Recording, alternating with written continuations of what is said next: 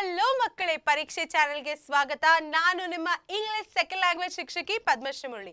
ಇವತ್ತಿನ ಕ್ಲಾಸಲ್ಲಿ ನಾವು ಒಂದು ಹೊಸ ಗ್ರಾಮರ್ ಟಾಪಿಕ್ ನ ಕಲಿತಿದೀವಿ. ಸುಮಾರು ಕಾಮೆಂಟ್ಸ್ ಬಂದಿದೆ, ma'am active and passive voice ಹೇಳ್ಕೊಡಿ, ನನ್ನ ತಲೆ ಕೆಡ್ತಿದೆ, ನಂಗೆ ಓದಕ್ ಆಗ್ತಿಲ್ಲ ಅಂತ. ಸೊ ನಿಮ್ಗೆ ಏನಾದ್ರೂ ಇದ್ರ ಬಗ್ಗೆ ಡೌಟ್ ಇದ್ರೆ ಕರೆಕ್ಟ್ ಜಾಗಕ್ಕೆ ಬಂದಿದ್ದೀರಾ. 10 ಇಂದ 15 ನಿಮಿಷದಲ್ಲಿ ನಾನು ನಿಮಗೆ ಈ ಪೂರ್ತಿ ಕಾನ್ಸೆಪ್ಟ್ನ ಅರ್ಥ ಮಾಡಿಸ್ತೀನಿ. ಸೊ ಎಲ್ಲೂ ಹೋಗ್ಬೇಡಿ, ಕಣ್ ಬಿಟ್ಕೊಂಡು ನೋಡಿ ಅರ್ಥ ಮಾಡ್ಕೊಳ್ಳಿ. ಮ್ಯಾಮ್ ನನ್ನ ಹತ್ರ ಪೆನ್ ಪೇಪರ್ ಇಲ್ಲ, ಅದೆಲ್ಲ ಬಿಟ್ಬಿಡಿ ಮಕ್ಕಳೇ. ವಿಡಿಯೋನ ನೋಡಿ, ಕ್ಲಾಸ್ನ ನೋಡಿ ಅರ್ಥ ಮಾಡ್ಕೊಳ್ಳಿ, ಆಮೇಲೆ ನೀವು ನೋಟ್ಸ್ ಮಾಡ್ಕೊಬೋದು. ಅರ್ಥ ಆಯ್ತಾ? ಆ್ಯಂಡ್ ನೋಟ್ಸ್ನ ಕೂಡ ನಾವು ಕೊಟ್ಟಿದ್ದೀವಿ. ಎಷ್ಟು ಭರ್ಜರಿ ಅಲ್ಲ ಇದು. ಡಿಸ್ಕ್ರಿಪ್ಷನ್ ಬಾಕ್ಸಲ್ಲಿ ನೋಟ್ಸ್ ಇದೆ, ಅದನ್ನು ರೆಫರ್ ಮಾಡ್ಕೊಂಡು ನೀವು ಓದ್ಕೊಳ್ಬೋದು. ಅರ್ಥ ಆಯ್ತಾ ಮಕ್ಕಳೇ? ಸೊ ಇವಾಗ ಸ್ಟಾರ್ಟ್ ಮಾಡೋಣ. ಅದರ ಮುಂಚೆ ನೀವೇನಾದರೂ ಪರೀಕ್ಷೆ ಚಾನಲ್ಗೆ ಸಬ್ಸ್ಕ್ರೈಬ್ ಮಾಡಿದರೆ ಫಸ್ಟ್ ಹೋಗಿ ಸಬ್ಸ್ಕ್ರೈಬ್ ಮಾಡಿ, ಆಮೇಲೆ ಬಂದ್ಬಿಟ್ಟು ಕಂಟಿನ್ಯೂ ಮಾಡಿ. ಅರ್ಥ ಆಯ್ತಾ? ನಿಮ್ಮ ಸ್ನೇಹಿತರ ಜೊತೆ ಕೂಡ ಶೇರ್ ಮಾಡಿ, ಬಿಕಾಸ್ ಅವ್ರಿಗೂ ಒಳ್ಳೆ ಅಂಕಗಳು ಸಿಗ್ಬೇಕಲ್ವಾ. ಸೊ ಅವ್ರ ಹತ್ರ ಕೂಡ ಶೇರ್ ಮಾಡಿ. ಇದು ಮೊದಲನೇದಾಗಿ ಆಕ್ಟಿವ್ ಅಂಡ್ ಪ್ಯಾಸಿವ್ ವಾಯ್ಸ್ ಅಂದ್ರೆ ಏನು ಮಕ್ಕಳೇ? In active voice the subject is the doer. So ಈ ಒಂದು ಸಬ್ಜೆಕ್ಟ್ ಆಬ್ಜೆಕ್ಟ್ ಅನ್ನೋದು ನಿಮಗೆ ಗೊತ್ತಿರ್ಬೇಕು ಇಷ್ಟೊತ್ತಲ್ಲಿ. ಅರ್ಥ ಆಯ್ತಾ? ಗೊತ್ತಿಲ್ಲ ಅಂದ್ರೆ ತಿಳ್ಕೊಳ್ಳಿ. ಸಬ್ಜೆಕ್ಟ್ ಏನಿದ್ದಾರೆ ಆಕ್ಟಿವ್ ವಾಯ್ಸ್ ಅಲ್ಲಿ ಅವರು ಒಂದು ಕಾರ್ಯವನ್ನ ಮಾಡ್ತಾ ಇದ್ದಾರೆ. ಇಲ್ಲಿ ನೋಡಿ, Sushma washed the bus. So ಇಲ್ಲಿ ವಾಶ್ ಅನ್ನೋದೇನಿದೆ ನಮ್ಮ ವರ್ಬ್, ಕರೆಕ್ಟ್ ಅಲ್ವಾ? ಅದೇ ಒಂದು ಆಕ್ಷನ್ ತೋರಿಸೋದ್ರಿಂದ ಅದು ವರ್ಬ್. ಸುಷ್ಮಾ ಬಸ್ ಅನ್ನ ತೊಳಿತಿದ್ದಾಳೆ, ಕರೆಕ್ಟ್ ಅಲ್ವಾ? ಸೊ ಇಲ್ಲಿ ಅವಳು ತೊಳಿತಿದ್ದಾಳಲ್ವಾ? ಸೊ ಇಲ್ಲಿ ಸಬ್ಜೆಕ್ಟ್ ಏನಿದೆ ಅದು ಒಂದು ಕಾರ್ಯವನ್ನ ಮಾಡ್ತಾ ಇದೆ. ಇವಾಗ ಪ್ಯಾಸಿವ್ ವಾಯ್ಸ್ ಅಲ್ಲಿ ಏನಾಗತ್ತೆ? ಪ್ಯಾಸಿವ್ ವಾಯ್ಸ್ ಅಲ್ಲಿ the subject is the receiver. ಇವಾಗ ಉಲ್ಟಂ ಪಲ್ಟ ಆಗ್ಬಿಡುತ್ತೆ. ಆಯ್ತಾ? ಮೊದಲನೇದಾಗಿ ಆಬ್ಜೆಕ್ಟ್ ಬರುತ್ತೆ, ಆಮೇಲೆ ಸಬ್ಜೆಕ್ಟ್ ಬರುತ್ತೆ. ಪ್ಯಾಸಿವ್ ವಾಯ್ಸ್ ಅಲ್ಲಿ the object is being acted upon. ಅರ್ಥ ಆಯ್ತಾ? ದ ಬಸ್ ವಾಸ್, ನಮ್ಮ ಆಕ್ಸಿಲರಿ ವರ್ಬ್ ಬಂತು ನೋಡಿ, ವಾಶ್ಡ್ ಬೈ ಸುಷ್ಮಾ. ಓಕೆನಾ ಮಕ್ಕಳೇ? ನಡೀರಿ ಮಕ್ಕಳೇ, ಇವಾಗ ಟೆನ್ಸಸ್ ಅಲ್ಲಿ ಹೇಗೆ ಇದು ಡಿಫ್ರೆಂಟ್ ಆಗಿರುತ್ತೆ ಅಂತ ನೋಡೋಣ. ಮೊದಲನೇದಾಗಿ ನೀವು ಆಕ್ಟಿವ್ ವಾಯ್ಸ್ ಇಂದ ಪ್ಯಾಸಿವ್ ವಾಯ್ಸ್ಗೆ ಚೇಂಜ್ ಮಾಡುವಾಗ ಟೆನ್ಸ್ ಚೇಂಜ್ ಆಗಲ್ಲ. ತಲೆಯಲ್ಲಿ ಅದನ್ನು ಕೂಡಿಸ್ಕೊಂಬಿಡಿ, ತುಂಬಾ ಇಂಪಾರ್ಟೆಂಟ್ ಅದು. ಸೊ ಇವಾಗ ಮೊದಲನೇದಾಗಿ ನಿಮ್ಮ ಪ್ರೆಸೆಂಟ್ ಟೆನ್ಸಲ್ಲಿ ನೋಡೋಣ. ಪ್ರೆಸೆಂಟ್ ಟೆನ್ಸಲ್ಲಿ 3 ಇದೆ: present simple, present continuous, present perfect. Correct ಅಲ್ವಾ? ಸೊ ಇವಾಗ ನಾನೇನು ಮಾಡಿದ್ದೀನಿ, ಒಂದೇ ಸೆಂಟೆನ್ಸ್ನ ತಗೊಂಡು ಈ 3 ಟೆನ್ಸಲ್ಲಿ ಆಕ್ಟಿವ್ ಮತ್ತೆ ಪ್ಯಾಸಿವ್ ವಾಯ್ಸ್ ಅಲ್ಲಿ ಹೇಗಿರುತ್ತೆ ಅಂತ ನಾನು ಹೇಳ್ಕೊಡ್ತೀನಿ. ಓಕೆನಾ? ಮೊದಲನೇದಾಗಿ ಆಕ್ಟಿವ್ ವಾಯ್ಸ್ ಅಲ್ಲಿ ಪ್ರೆಸೆಂಟ್ ಫಾರ್ಮ್ ಆಫ್ ವರ್ಬ್ನ ನಾವು ಯೂಸ್ ಮಾಡ್ತೀವಿ, ಕರೆಕ್ಟ್ ಅಲ್ವಾ? ಸೊ ಶಿ ಏನಿದೆ, ಶಿ ಇಲ್ಲಿರೋದು ನಮ್ಮ ಸಬ್ಜೆಕ್ಟು ಮಕ್ಕಳೇ. ಆಯ್ತಾ? ಸೊ ಒಂದು ನಿಮಿಷ. ಸೊ ಶಿ ಏನಿದೆ ನಮ್ಮ ಸಬ್ಜೆಕ್ಟು, ಈಟ್ಸ್ ಏನಿದೆ ಅದು ನಮ್ಮ ವರ್ಬು, ಆಪಲ್ ಏನಿದೆ ಅದು ನಮ್ಮ ಆಬ್ಜೆಕ್ಟು. ಅರ್ಥ ಆಯ್ತಾ? ಸೊ ಇವಾಗ ಈ ಸಬ್ಜೆಕ್ಟ್ ಏನಿದ್ದಾಳೆ ಅವಳು ಆಪಲ್ನ ತಿಂತಾ ಇದ್ದಾಳೆ, ಕರೆಕ್ಟ್ ಅಲ್ವಾ? So subject is the doer ಇಲ್ಲಿ. ಆದ್ರೆ ಪ್ಯಾಸಿವ್ ವಾಯ್ಸ್ ಅಲ್ಲಿ the object is being acted upon, correct ಅಲ್ವಾ? ಸೊ ಆಪಲ್ಸ್ ಹೋಗಿ ಫಸ್ಟ್ ಆಬ್ಜೆಕ್ಟ್ ಇಲ್ಲಿ ಬರುತ್ತೆ. ಈಟನ್ ಏನಿದೆ ನಮ್ಮ ವರ್ಬ್ ಏನಿದೆ, ಈಟ್ಸ್ ಇರೋದು ಈಟನ್ ಆಗುತ್ತೆ. ಅರ್ಥ ಆಯ್ತಾ? ಈಟನ್ ಏನಿದೆ ಅದು ಪಾಸ್ಟ್ ಪಾರ್ಟಿಸಿಪಲ್ ಅಲ್ಲಿ ಇದೆ. ಓಕೆ? ಸೊ ಇವಾಗ ಆರ್ ಅನ್ನೋದು ನಾನು ಆಕ್ಸಿಲರಿ ವರ್ಬ್ ಯೂಸ್ ಮಾಡಿದ್ದೀನಿ. ಯಾರು ತಿಂತಾ ಇದ್ದಾರೆ? ಅವಳು ತಿಂತಾ ಇದ್ದಾಳಲ್ವಾ? So by her. ನಮ್ಮ ಸಬ್ಜೆಕ್ಟ್ ಏನಿದೆ ಶಿ ಹೋಗಿ ಹರ್ ಆಗತ್ತೆ. ಓಕೆನಾ ಮಕ್ಕಳೇ? ಇದೇ ರೀತಿಲಿ ಪ್ರತಿ ಒಂದು ಟೆನ್ಸ್ ಅಲ್ಲಿ ನಾವು ಆಕ್ಟಿವ್ ಇಂದ ಪ್ಯಾಸಿವ್ ವಾಯ್ಸ್ಗೆ ಚೇಂಜ್ ಮಾಡ್ತೀವಿ, ಬಟ್ ಡಿಫ್ರೆಂಟ್ ಆಗಿರುತ್ತೆ. ಇವಾಗ ನಾನೊಂದು ಹೇಳಬೇಕು ಅಂದ್ರೆ, ಸೇಮ್ ಸೆಂಟೆನ್ಸ್ ನಾನು ತಗೊಂಡಿದ್ದೀನಿ. ಪ್ರೆಸೆಂಟ್ ಕಂಟಿನ್ಯೂಸ್ ಅಲ್ಲಿ ಶಿ ಇಸ್ ಈಟಿಂಗ್ ಆಗುತ್ತೆ. ಇಲ್ಲಿ ಶಿ ಈಟ್ಸ್ ಇದೆ, ಆದ್ರೆ ಪ್ರೆಸೆಂಟ್ ಕಂಟಿನ್ಯೂಸ್ ಅಲ್ಲಿ ಇಸ್ ಈಟಿಂಗ್ ಆಗುತ್ತೆ. On apple.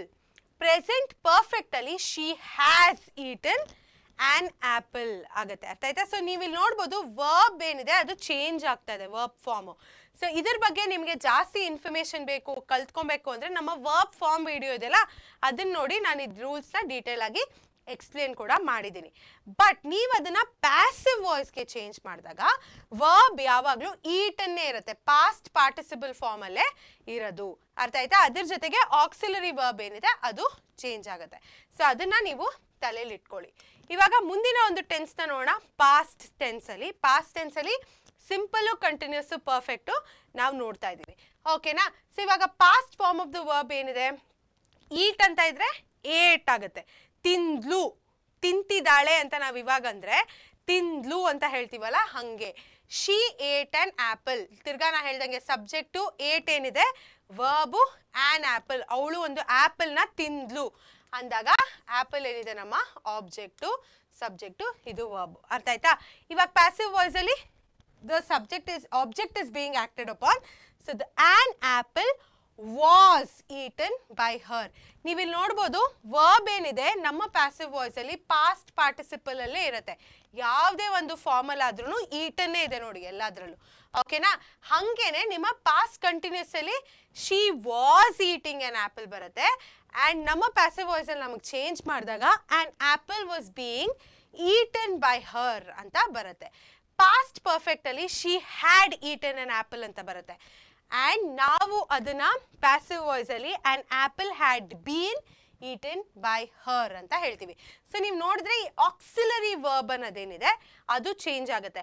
ನಿಮ್ಗೆ ಅಕಸ್ಮಾತ್ ಇನ್ನೂ ಜಾಸ್ತಿ ಟೈಮ್ ಬೇಕು ಅಂದರೆ ನಮ್ಮ ಡಿಸ್ಕ್ರಿಪ್ಷನ್ ಬಾಕ್ಸಲ್ಲಿ ಕೊಟ್ಟಿರುವಂಥ ಡಾಕ್ಯುಮೆಂಟಲ್ಲಿ ಇದನ್ನೆಲ್ಲ ನಾವು ಹಾಕಿದ್ದೀವಿ. ಸೊ ನೋಡಿಕೊಂಡು ಯಾವ ಆಕ್ಸಿಲರಿ ವರ್ಬ್ ಚೇಂಜ್ ಆಗ್ತಿದೆ ಅಂತದನ್ನೆಲ್ಲ ನೀವು ಅಲ್ಲಿ ನೋಡ್ಕೊಬೋದು. ನಾ ಹೇಳ್ದಂಗೆ ಟೆನ್ಸ್ ಚೇಂಜ್ ಮಾಡೋವಾಗ ಈ ಒಂದು ಪ್ಯಾಸಿವ್ ವಾಯ್ಸ್ ಅಲ್ಲಿ ವರ್ಬ್ ಏನಿದೆ ಪಾಸ್ಟ್ ಪಾರ್ಟಿಸಿಪಲ್ ಅಲ್ಲೇ ಇರುತ್ತೆ. ಅರ್ಥ ಆಯ್ತಾ? ಸೊ ಅದೊಂದು ಕಾಮನ್ ಆಗಿರುತ್ತೆ ಎಲ್ಲ ಟೆನ್ಸಲ್ಲೂ. ಸೊ ಅದನ್ನ ನೀವು ಜ್ಞಾಪಕ ಇಟ್ಕೊಳ್ಬೇಕು. ಆಮೇಲೆ ನಮ್ಮ ಫ್ಯೂಚರ್ ಟೆನ್ಸಲ್ಲಿ 3 ನೋಡೋಣ. Simple, continuous, perfect. ಸಿಂಪಲ್ ಅಲ್ಲಿ she will eat an apple, ಅವಳು ಒಂದು ಆಪಲ್ನ ತಿಂತಾಳೆ ಅಂದ್ರೆ ಈ ಕಾರ್ಯ ಆಗಿಲ್ಲ, ಮುಂದೆ ಆಗತ್ತೆ. She will eat an apple, ಇಲ್ಲಿ ಸಬ್ಜೆಕ್ಟು, ಇಲ್ಲಿ ನಾವು ವರ್ಬು, ಇದು ನಮ್ಮ ಆಕ್ಸಿಲರಿ ವರ್ಬು, ಆಪಲ್ ಆಬ್ಜೆಕ್ಟು. ಓಕೆನಾ? ಬಟ್ ನಾವು ಇದನ್ನ ಪ್ಯಾಸಿವ್ ವಾಯ್ಸ್ಗೆ ಚೇಂಜ್ ಮಾಡಿದಾಗ on apple will be eaten by her ಅಂತ ಹಾಕ್ತೀವಿ. ಓಕೆನಾ? ಸೊ ಇವಾಗ ಫ್ಯೂಚರ್ ಕಂಟಿನ್ಯೂಸ್ ಟೆನ್ಸಲ್ಲಿ ನಿಮಗೆ ಒಂದು ಪ್ಯಾಸಿವ್ ವಾಯ್ಸ್ ಇಲ್ಲ ಮಕ್ಕಳೇ. ಅರ್ಥ ಆಯ್ತಾ? ಸೊ ಆಕ್ಟಿವ್ ವಾಯ್ಸ್ ಅಲ್ಲಿ she will be eating an apple ಅಂತ ನಾವು ಬರಿತೀವಿ. ಬಟ್ ಅದಲ್ಲಿ ನಿಮಗೆ ಪ್ಯಾಸಿವ್ ವಾಯ್ಸ್ ಇಲ್ಲ. ಸೊ ಅದಕ್ಕೆ ನೀವು ಅದನ್ನ ಜ್ಞಾಪಕ ಇಟ್ಕೊಬೇಕು. ಇನ್ನೊಂದೇನಂದ್ರೆ ಫ್ಯೂಚರ್ ಪರ್ಫೆಕ್ಟ್ ಅಲ್ಲಿ she will have eaten an apple. ಆಯ್ತಾ? ಅವಳು ಮೋಸ್ಟ್ಲಿ ಒಂದು ಆಪಲ್ನ ತಿಂದಿರಬಹುದು ಅಂತ ನಾವು ಅಂತೀವಲ್ಲ, ಮುಂದೆ ತಿನ್ನಬಹುದು ಅಂತ ನಾವೇನಂತೀವಿ, ಅದು ನಮ್ಮ future perfect tense. Tense forms ಅಂತ ನಾವು ಒಂದು ವಿಡಿಯೋಸ್ ಮಾಡಿದ್ದೀವಲ್ಲ, ವರ್ಬ್ ಫಾರ್ಮ್ಸು, ಅದಲ್ಲಿ ಇದ್ರ ಬಗ್ಗೆ ನಾನು ಡೀಟೇಲ್ ಆಗಿ ಹೇಳಿದ್ದೀನಿ, ಅಲ್ಲಿ ಹೋಗಿ ನೋಡಿ. ಆಯ್ತಾ? ಸೊ ಇದು ಪ್ಯಾಸಿವ್ ವಾಯ್ಸಲ್ಲಿ an apple will have been eaten by her ಅಂತ ನಾವು ಬರಿತೀವಿ. ನಾ ಹೇಳ್ದಂಗೆ ಪಾಸ್ಟ್ ಪಾರ್ಟಿಸಿಪಲ್ ಅಲ್ಲಿ ನೀವು ನೋಡ್ಬೋದು ವರ್ಬ್ ಏನಿದೆ ಸೇಮೇ ಇದೆ ಪಾಸ್ಟ್ ಪಾರ್ಟಿಸಿಪಲ್ ಅಲ್ಲಿ. ಅರ್ಥ ಆಯ್ತಾ? ಆದರೆ ನಮ್ಮ ಆಕ್ಟಿವ್ ವಾಯ್ಸ್ ಅಲ್ಲಿ ವರ್ಬ್ ಫಾರ್ಮ್ಸು ಚೇಂಜ್ ಆಗುತ್ತೆ based on the tense. So ಇದನ್ನ ನೀವು ಜ್ಞಾಪಕ ಇಟ್ಕೊಂಡ್ರೆ ಯಾವುದೇ ಒಂದು ಪ್ರಶ್ನೆಗಳನ್ನ ನೀವು ಆನ್ಸರ್ ಮಾಡಬಹುದು. ಮ್ಯಾಮ್ ನೀವು ಇವಾಗ ಹೇಳ್ಬೋದು ಪರ್ಫೆಕ್ಟ್ ಕಂಟಿನ್ಯೂಸ್ ಟೆನ್ಸ್ ಬಗ್ಗೆ ನೀವೇನು ಹೇಳೇ ಇಲ್ಲ ಅಂತ. ಯಾಕಂದ್ರೆ ಅದಕ್ಕೆ ಪ್ಯಾಸಿವ್ ವಾಯ್ಸ್ ಅಲ್ಲಿ ಇಲ್ಲ ಮಕ್ಕಳೇ. ಸೊ ಅದನ್ನ ನೀವು ತಲೆಯಲ್ಲಿ ಇಟ್ಕೊಳ್ಳಿ ಆ್ಯಂಡ್ ಅದು ನಿಮಗೆ ಹೆಲ್ಪ್ ಆಗುತ್ತೆ. ಇವಾಗ ಮುಂದೆ ನೋಡೋಣ. ಇವಾಗ ಒಂದು ಪ್ರಶ್ನೆ ಕೇಳಿದಾಗ ನಿಮಗೆ ಪ್ರಶ್ನೆ ಹೆಂಗೆ ಕೇಳ್ತಾರೆ, ಒಂದು ಟೆನ್ಸ್ನ ಒಂದು ಆಕ್ಟಿವ್ ವಾಯ್ಸ್ ಅಥವಾ ಪ್ಯಾಸಿವ್ ವಾಯ್ಸ್ನ ಕೊಟ್ಬಿಟ್ಟು ಇನ್ನೊಂದು ವಾಯ್ಸ್ಗೆ ಚೇಂಜ್ ಮಾಡಿ ಅಂತ ಹೇಳ್ತಾರಲ್ವಾ, ಅದನ್ನ ನೀವು ಹೆಂಗೆ ಮಾಡ್ತೀರಾ?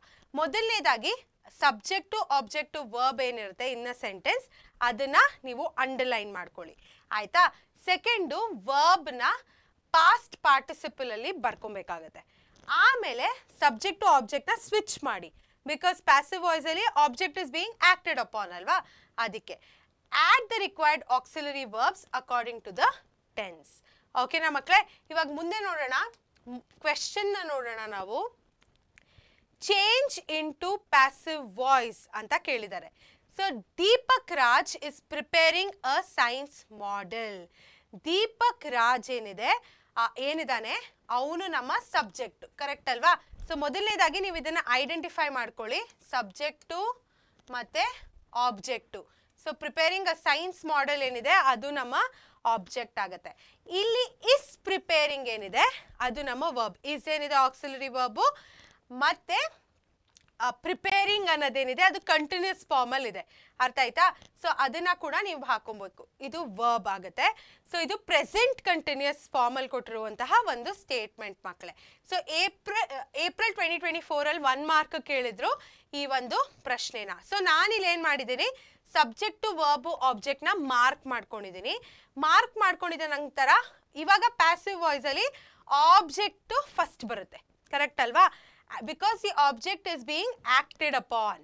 ಅರ್ಥ ಆಯ್ತಾ? ಸೊ ಇವಾಗ ಆನ್ಸರ್ನ ನೋಡೋಣ ಬನ್ನಿ. ಇವಾಗ ನಾನೇನು ಮಾಡಿದೆ, ಮೊದಲನೇದಾಗಿ ಆಬ್ಜೆಕ್ಟ್ ಹಾಕೊಂಡೆ, ತೆಗೆದ್ಬಿಟ್ಟು ಆಬ್ಜೆಕ್ಟ್ನ ಫಸ್ಟ್ ಬರ್ದಿದ್ದೀನಿ. ಅರ್ಥ ಆಯ್ತಾ? ಆ್ಯಂಡ್ ಇವಾಗ ನಾನು ಪಾಸ್ಟ್ ಪಾರ್ಟಿಸಿಪಲ್ ಫಾರ್ಮ್ ಆಫ್ ವರ್ಬ್ನ ನಾನು ಹಾಕ್ಕೊತೀನಿ. ಸೊ ಇಲ್ಲಿ ಇಸ್ ಪ್ರಿಪೇರಿಂಗ್ ಇರೋದು ಇಸ್ ಬೀಯಿಂಗ್ ಪ್ರಿಪೇರ್ಡ್ ಅಂತ ಬರುತ್ತೆ. ಸೊ ನಾನು ಇದನ್ನು ಚೇಂಜ್ ಮಾಡ್ಕೊಂಡು ಬರ್ದಿದ್ದೀನಿ ವರ್ಬ್ನ. By whom, by our subject which is Deepak Raj. ಆಯ್ತಾ, who is Deepak Raj. So ಇಲ್ಲಿ ನೀವು ದೀಪಕ್ ರಾಜ್ನ ಸಬ್ಜೆಕ್ಟ್ ಅಂತ ಇಲ್ಲಿ ಹಾಕೊಂತೀರಾ. ಈ ಥರ ಚೇಂಜ್ ಮಾಡಿದ್ರೆ ನಿಮಗೆ ಪರ್ಫೆಕ್ಟ್ ಆಗಿ ಆನ್ಸರ್ ಸಿಗತ್ತೆ. ಸೊ ನಾ ಹೇಳಿದ ಸ್ಟೆಪ್ಸ್ನ ಫಾಲೋ ಮಾಡಿ ಇದರಿಂದ ನೀವು ಕರೆಕ್ಟಾಗಿ ಬರಿಬೋದು. ಸೊ ಆಕ್ಸಿಲರಿ ವರ್ಬ್ ಕೂಡ ಇಂಪಾರ್ಟೆಂಟು. ಮತ್ತು ಈಸ್ ಬೀಯಿಂಗ್ ಅಂತ ಏನಿದೆ, ಬೀಯಿಂಗ್ ಏನಿದೆ ಅದು ಪಾಸ್ಟ್ ಪಾರ್ಟಿಸಿಪಲ್ ಫಾರ್ಮಲ್ಲಿ ಇರೋದ್ರಿಂದ ಹೆಲ್ಪ್ ಆಗುತ್ತೆ. ಆ್ಯಂಡ್ ಆ ಪಾಸ್ಟ್ ಪಾರ್ಟಿಸಿಪಲ್ ಏನಿದೆ ಅಲ್ವಾ, ಅದನ್ನು ನೀವು ಕರೆಕ್ಟಾಗಿ ಬರೆದ್ರೆ ಸೆಂಟೆನ್ಸ್ ಕೂಡ ನೀಟಾಗಿ ಪರ್ಫೆಕ್ಟಾಗಿ ನೀವು ಬರೀತೀರ. ನೆಕ್ಸ್ಟ್ ಒನ್ ನೋಡೋಣ. Thomson discovered the electron. Thomson ಏನಿದ್ದಾನೆ ಅದು ನಮ್ಮ ಏನು, ಅವನು ನಮ್ಮ ಸಬ್ಜೆಕ್ಟು.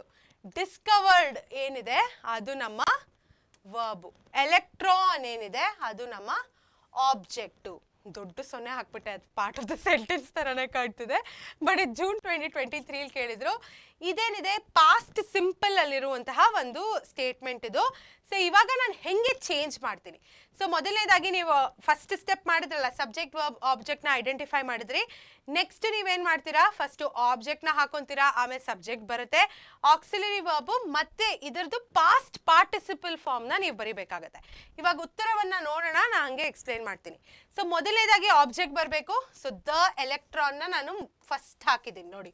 ದ ಎಲೆಕ್ಟ್ರಾನ್ ವಾಸ್, ನಮ್ಮ auxiliary verb is was here. ಓಕೆನಾ. ಡಿಸ್ಕವರ್ಡ್ ಹಂಗೆ ಇರುತ್ತೆ. Discovered by whom, Thomson. ಆಯ್ತಾ. ಸೊ ಇದರಿಂದ ಏನಾಗುತ್ತೆ, ನಿಮ್ಮ ಆನ್ಸರು ಪರ್ಫೆಕ್ಟಾಗಿ ಬರಿಬೋದು. ತುಂಬ ಸಿಂಪಲ್ ಮಕ್ಕಳೇ.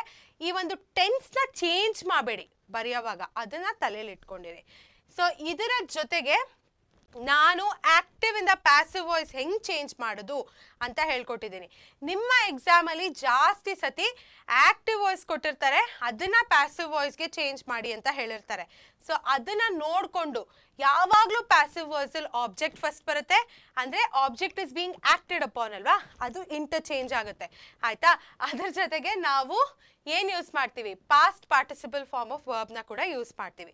ಸೊ ಇದನ್ನೆಲ್ಲ ತಲೆಯಲ್ಲಿ ಇಟ್ಕೊಳ್ಳಿ, ರೂಲ್ಸು ಸ್ಟೆಪ್ಸ್ನೆಲ್ಲ ಜ್ಞಾಪಕ ಇಟ್ಕೊಳ್ಳಿ. ಅದನ್ನು ಹೇಳ್ತಾ ಬೇರೆ ಕ್ಲಾಸಸ್ನ ಕೂಡ ನೋಡಿ. ಥ್ಯಾಂಕ್ ಯು ಸೋ ಮಚ್ ಮಕ್ಕಳೇ, ಮತ್ತೆ ಭೇಟಿಯಾಗೋಣ.